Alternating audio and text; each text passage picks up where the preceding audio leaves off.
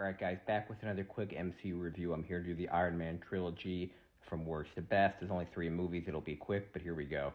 Coming in at last, Iron Man 2. Not a bad movie, but definitely probably one of the bottom tier MCU movies.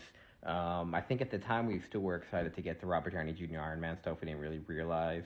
There's some good stuff, the suitcase suit up, Scarlett Johansson's first appearance, but it was a big drop from the first movie.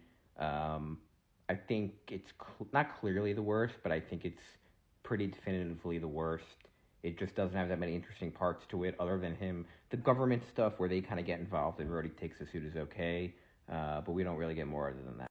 Coming in at number 2, Iron Man 3. A solid movie. Some people like this movie a lot. Some people don't like this movie. There's obviously the big twist in the movie, which I thought was okay, but I think would have been a much better movie if the Mandarin was real.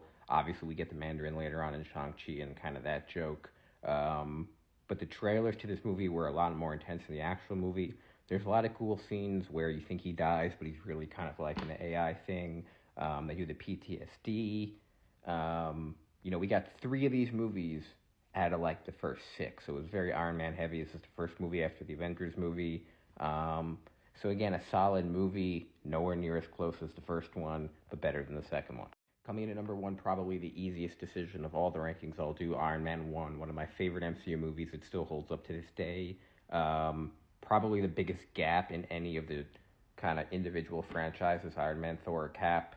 This movie is way better than 2 and 3. It's really kind of shocking the way some of the jokes, some of the humor they have that Disney would definitely not do today. I thought Jeff Bridges' kind of turn was good at the end. The only kind of downside is the end fight leaves a little bit to be desired. But other than that, it's great. Him building it in the cave was great. I think the first third of the movie is really, really, really good.